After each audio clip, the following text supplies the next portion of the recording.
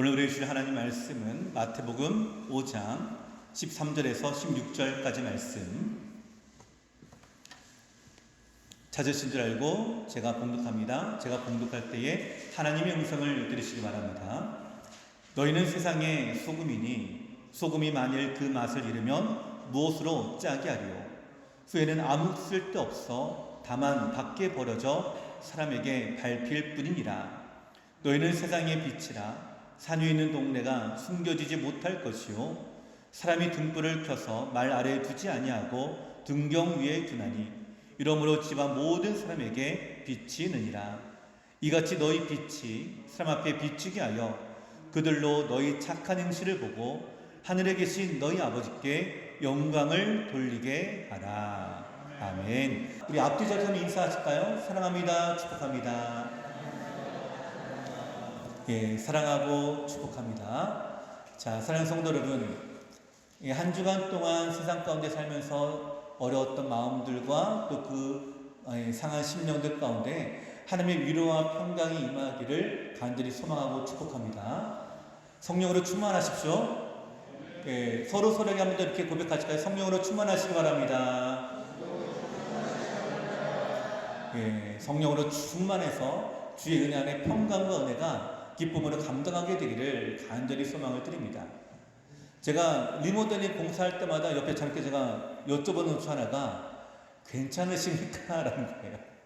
예, 일이 워낙 크기도 하고 또 많기도 하고 그러다 보니까 제 눈에는 좀 이렇게 무리할 때도 있는데 그럼에도 불구하고 감사함으로 기쁜 마음으로 감당하시는 그 모습을 보면서 성령 충만이 여러분 다른 게 아닙니다. 예, 하나님 앞에 사명을 기쁨으로 감당하는 것, 우리 마음에 감사가 넘치는 것, 평강이 임하는 것, 이것이 성령 충만이거든요. 제가 그 모습을 보면서 정말로 성령 충만한 삶이 이런 삶이겠구나 라는 것을 제가 다시 한번 느끼게 되는데요. 오늘 우리 모두가 이 다음 한 주간도 성령 충만한 평강의 삶이 넘치게 되기를 간절히 소원을 드립니다. 저희가 산상수의 팔복까지 우리가 함께 살펴보았는데요. 믿음의 삶이 왜 복된 삶인가?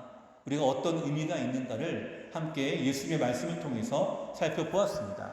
그리고 이 말씀들을 통해서 우리가 깨닫게 되는 것은 오늘 예수님이 우리의 삶이 복되기를 원하고 계시고 또한 우리의 삶이 이와 같이 하나님께 은혜 받는 삶이 되기를 간절히 기대하고 계신다라고 하는 것입니다.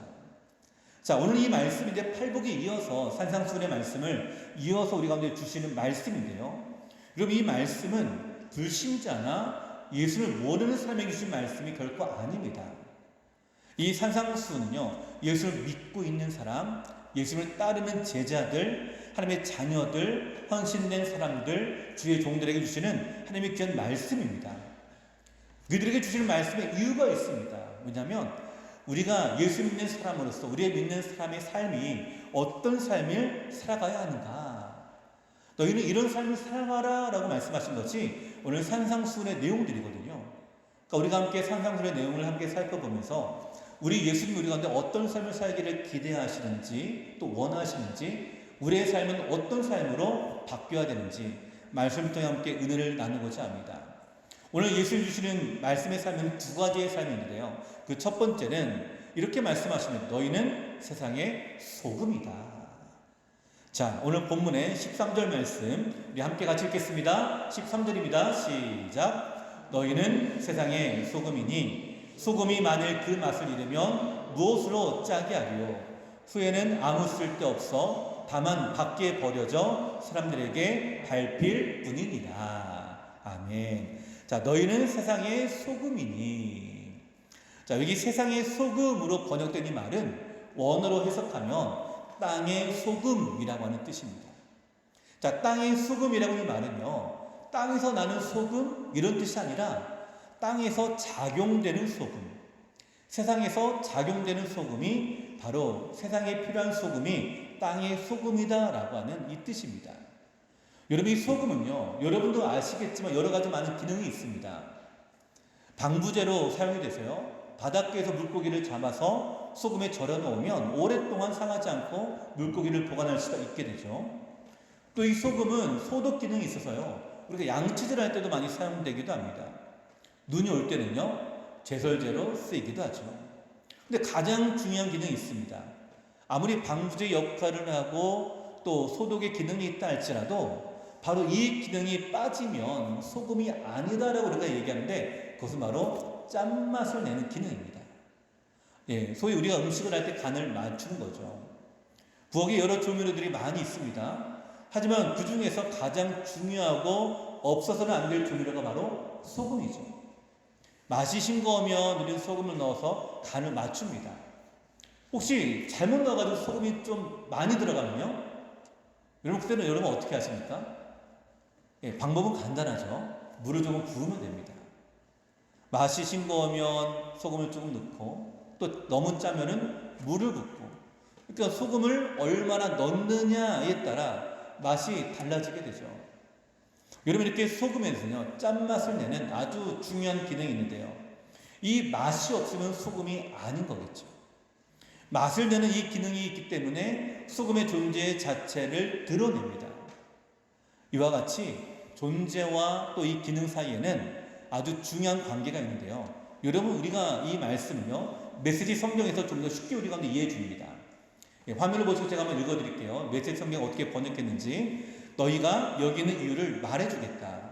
너희는 소금을 쳐서 이 땅에 하나님의 맛을 드러내라고 여기 있는 것이다. 너희가 짠맛을 잃으면 사람들이 어떻게 경건의 맛을 알겠느냐. 너희가 쓸모 없어지면 결국 쓰레기통에 버려질 것이다. 예, 아주 적나라하게 표현하고 있죠.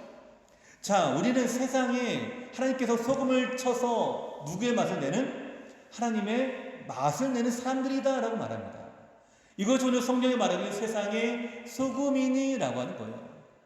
여러분 소금이 짠맛을 내듯이 오늘 우리 믿는 사람 그리스도인은 우리에게는 어떤 맛이 있다고요? 하나님의 맛이 있습니다. 그 맛을 내기 위해서 오늘 우리가 소금이 되어 이 땅에 뿌려진 것이다 라고 성경은 우리 가운데 말씀하고 있어요. 근데 이 짠맛을 잃으면 어떻게 된다고요? 어떻게 사람들이 경건의 맛을 알 수 있겠느냐라는 거예요. 아주 중요한 말씀이죠. 이 땅의 그리스도인들이 그 짠맛을 잃으면, 그 기능을 잃으면 그 경건의 맛을 어떻게 알 수가 있겠는가? 그리고 이 표현 너무나 놀라운 표현이라고 저는 생각합니다. 단지 우리를 세상의 소금이다. 짠맛이 낸다. 이 짠맛이 어떤 의미가 있는가를 우리 말씀이 우리 가운데 말씀하고 있습니다. 그리고 예수님 우리 가운데 선포하십니다. 너희는 세상의 소금이다. 여러분 이 말씀을 중요하게 생각하셔야 돼요. 예수님께서 우리에게 너희는 세상의 소금이 되라라고 하지 않으셨어요.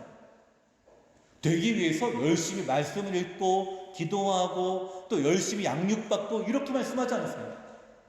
너희는 세상의 소금이다 라는 거예요. 소금이다. 우리 안에 성령님이 내주하시고 구원의 역사와 말씀으로 우리를 구원하실 그 은혜가 우리 안에 있기 때문에 우리는 이미 소금으로 바뀌어진 존재다라고 말씀합니다. 우리의 존재 자체가 하나님의 맛을 낼 수 있는 삶을 살아갈 수 있다라고 말씀하시는 거예요. 여러분 이것이 우리에게 가장 중요한 모습이겠죠. 소금의 짠맛을 내는 모습. 이것이 우리의 정체성이자 우리가 이 땅에 살아가는 하나님의 목적과 그 은혜가 여기에 담겨져 있습니다. 예수 믿는 사람이 예수 믿는 사람으로서 살아가는 것, 그 삶을 살아가는 것, 이것이 바로 예수님을 믿는 여러분 짠맛이 나는 경건의 맛이 아니겠습니까? 당시 이스라엘 지방에는요 사해 부근에 암염이라고 하는 원석들이 있는데요, 이로 인해서 소금을 얻었다고 합니다. 자, 암염이라고 하니까 뭘까요? 소금이 스며들어 있는 돌을 얘기하는 것입니다. 그러니까 이 암염 돌을요 물에 넣었다가 빼면 물에 뭐가 남을까요? 소금기가 남겠죠. 자, 그렇게 해서 그 소금을 얻었다고 합니다. 그러니까 원석에 있는 소금을 들었다 뺐다가 넣었다 뺐다가 하면서 소금을 물에 녹여서 이제 그 소금을 빼내어서 이 소금을 사용하는데, 이 소금이 다 빠지게 되면 이제 이 돌은 뭐가 남냐? 흙이나 석회석 성분만 남는다고 합니다. 자, 소금이 다 빠지게 되는 이 남아있는 돌, 이것이 바로 오늘 성경이 말하고 있는 맛을 잃은 소금의 모습인 거예요. 자, 이스라엘 지방은요 아주 무덥습니다. 가축들이 일사병에 걸리기가 쉬운데요, 그러니까 목자들이 가축들이 이제 풀을 먹는 곳에 곳곳에 암염덩이를 던져둔다고 해요. 그 던져놓으면 가축이 풀을 먹다가 이 암염덩어리를 보고 이 암염덩어리를 혀로 핥아요. 혀로 핥아서 소금을 그렇게 섭취하는데, 자, 그렇게 해서 그 여름을 또 뜨거운 그 햇볕을 이겨내는데요. 자, 이 소금기가 다 빠져나가게 되면 어떤 모양이 되냐면 구멍이 뻥뻥 뚫린 돌뼈다귀 같은 모양이 된다고 합니다.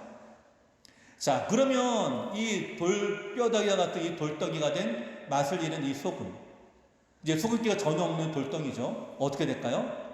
쓸모가 없으니까 가축들이 발을 밟히게 되는 거죠. 오늘 성경이 이렇게 말씀하고 있죠. 다만 밖에 버려져 사람에게 밟힐 뿐이니라. 자, 사랑하는 성도 여러분, 이게 더 이상 쓸모가 없어지게 되면 발에 밟히는 맛을 잃은 소금이 된다고 합니다. 자, 그리고 오늘 우리 가운데 하나님 말씀하십니다. 우리는 아직 맛을 내는 소금인가? 아니면 맛을 잃은 소금인가? 여러분, 이 돌덩이는 소금이 다 빠져나가면 아무것도 남아있지 않죠. 그러나 오늘 우리 안에 내주하신 성령님께서 우리 안에 끊임없이 이 짠맛을 공급하십니다. 우리가 이 맛을 내면 낼수록 더 진하게, 마치 사골 국물과 같이 우리가 이 짠맛을 내면서 더욱더 이 땅 가운데에 하나님의 맛을 드러내기를 기대하고 계세요. 그리고 그런 삶을 살라라고 우리 가운데 말씀하십니다. 여러분, 우리나라 선교 초기에 감리교 선교사인 아펜젤러가 편집하여 발행한 우리나라 최초의 교회 신문이 있는데요. 그 신문 이름이 조선 그리스도인 회보라는 것입니다. 자, 이 조선 그리스도인 회보가 대한 그리스도인 회보로 개칭을 하고 이 신문이 발행했는데, 이 발행한 신문의 기사 중에 이런 기사가 있었다고 합니다. 한번 잘 들어보시기 바랍니다. 신문 기사요. 이번에는 새로 생긴 북도 군수 중에 한 분이 말하기를 예수교 있는 마을에는 갈 수 없으니 영남의 꼴로 옮겨달라고 하였습니다. 어째 예수교 있는 마을에는 갈 수 없는가? 우리 기독교는 하나님을 공경하고 사람을 존중하고 사랑하는 도라. 교를 참으로 믿는 사람은 어찌 추호라도 그릇된 일을 행하겠으며 관장의 영을 거역하리요.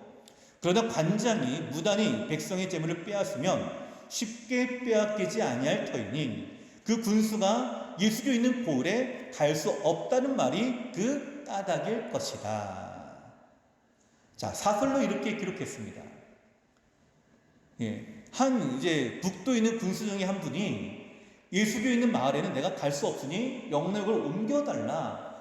이 사건을 가지고 이제 사설로 기록한 거예요. 왜 이 사람이 이렇게 옮겨달라고 했는가?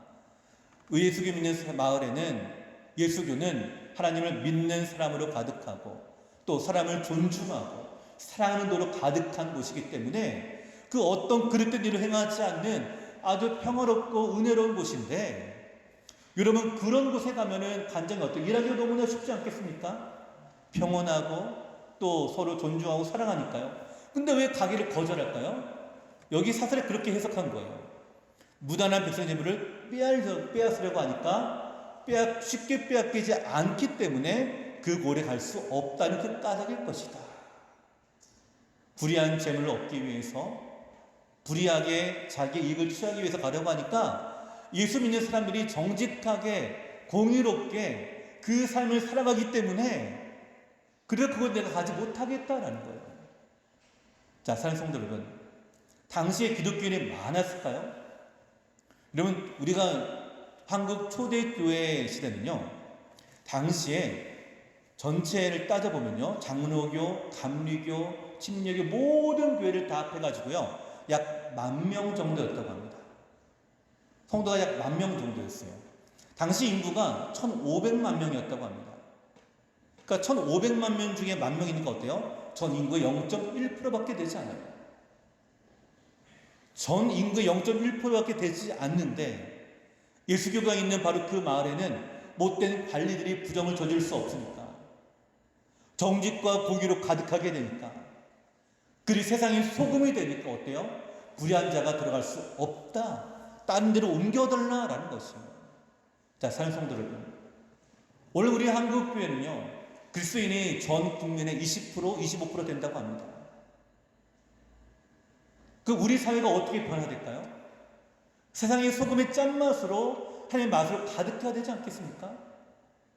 불과 0.1%밖에 되지 않았던 당시 우리 한국 초기 교회 역사를 보면 그들의 성도의 삶이 얼마나 경건했었는지, 얼마나 믿음으로 나아갔었는지 이와 같은 기록들이 나와 있는데, 오늘 우리 기독교인들이, 예수 믿는다고 하는 사람들이 20%가 넘는 지금 이 시대에 오늘 우리 한국교회와 한국의 현실을 보면요, 전혀 다른 길로 걸어가는 우리가 보고 있지 않습니까? 어찌 보면 소금의 여러분 짠맛을 잃어버린 우리의 교회 모습이 아닙니까? 자, 사랑하는 성도 여러분, 소금이 많아서 맛이 나는 것이 아닙니다. 소금의 짠맛은요, 바로 그 짠맛을 내는 일부 소수만으로도 짠맛이 충분히 납니다. 그 바닷물의 전체 97%가 물이라고 합니다. 소금은요, 단지 3%밖에 되지 않아요. 근데 그 3%의 적은 양인데도 불구하고 전 지구의 7%를 덮고 있는 그 바다의 짠맛을 내고 있다는 사실이에요. 소돔과 고모라의 10명의 의인이 없어서 그 심판을 당했습니다. 적은 양의 소금으로도, 적은 양의 의인으로도, 적은 수의 의인으로도 맛을 내기에는 충분한데, 그렇다라고 한다면 오늘 우리 교회는요, 이 사회는요, 그리스도인의 참맛을 내며 경건의 맛을 내며 이 땅의 정의와 공의를 하수같이 흘러내려가는 그런 삶을 살아가고 있습니다. 하나님 오늘 우리가 소금과 같은 삶을 살기를 기대하고 계십니다. 정직하게, 공의롭게, 믿음으로 나아가며 불에 대해서 우리가 그를 참는 것이 아니라 함께 대적하며 하나님의 의로움을 드러내기를 우리 주님은 기대하고 계십니다. 이것이 바로 신앙의 짠맛이 아니겠습니까?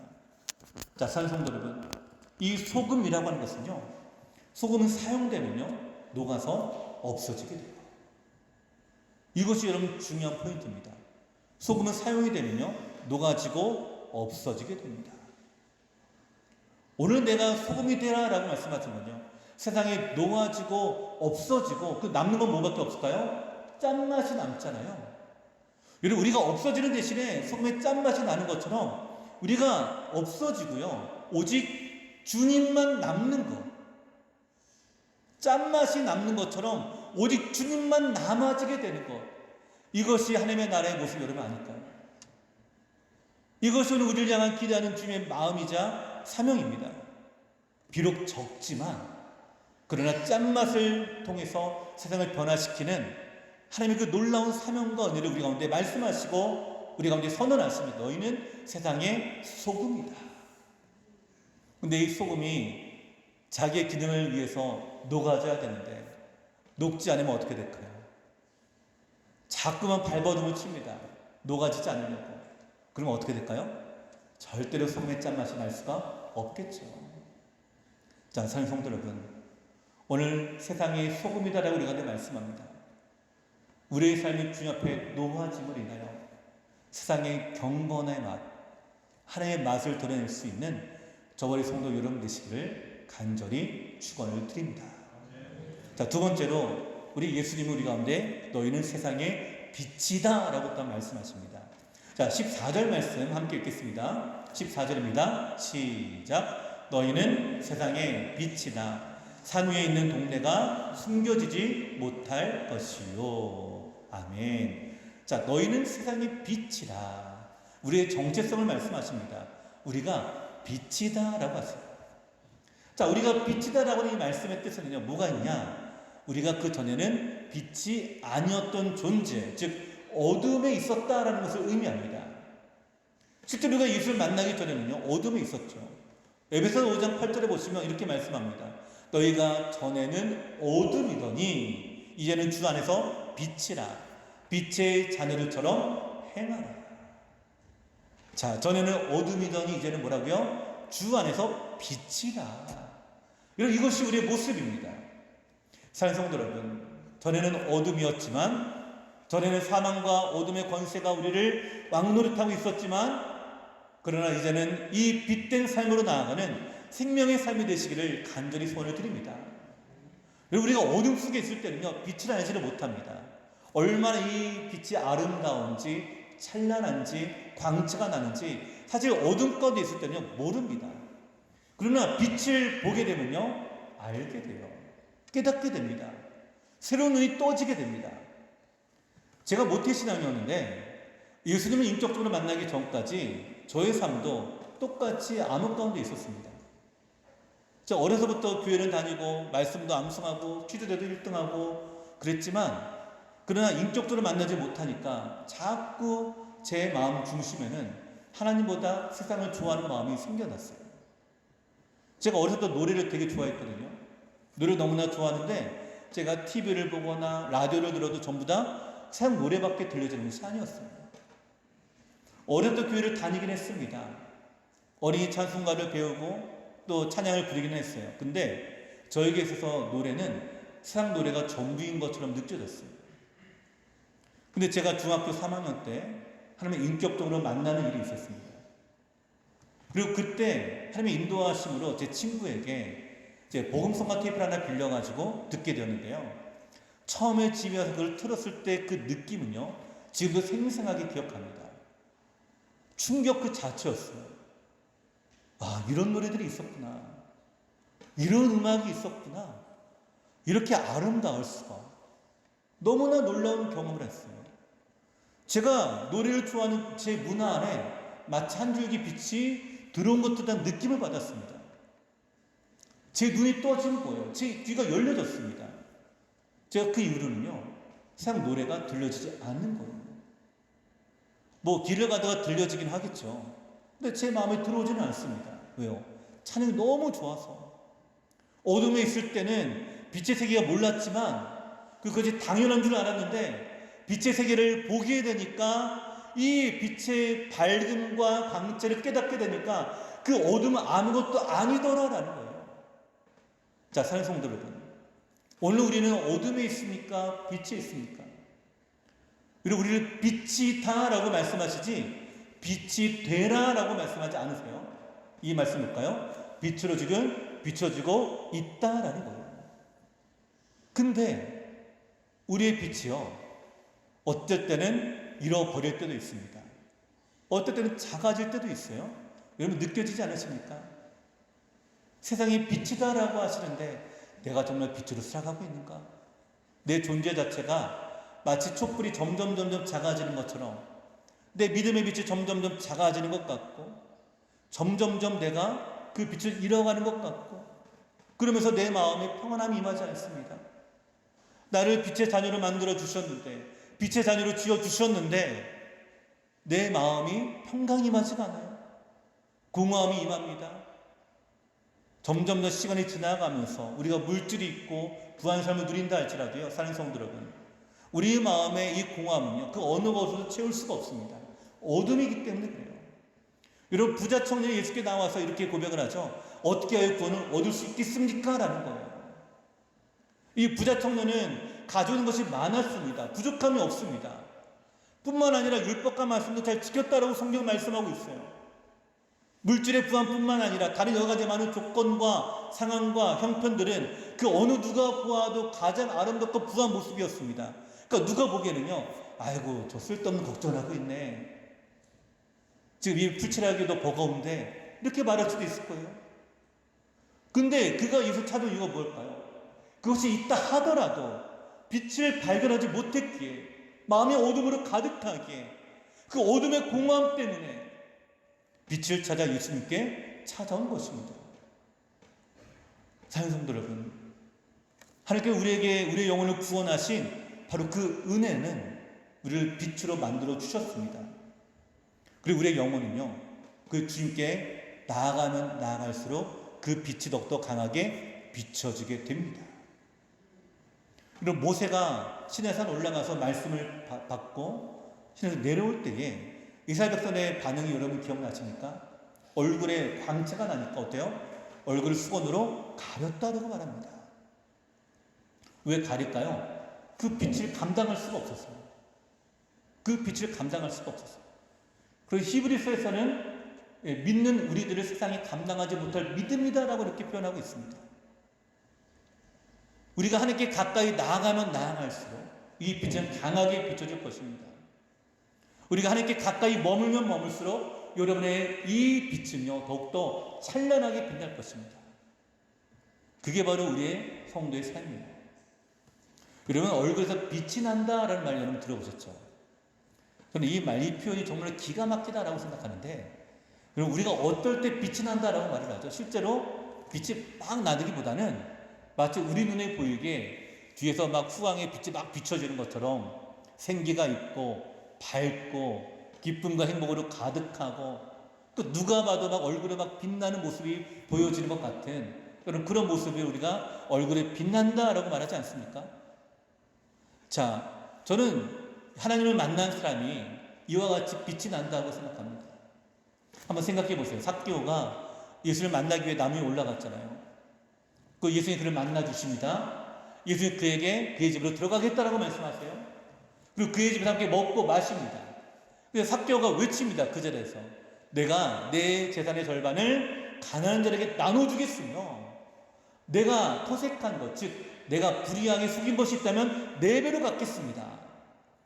여러분, 이 말을 할 때 삭개오 얼굴이 어떤 모습이었을까?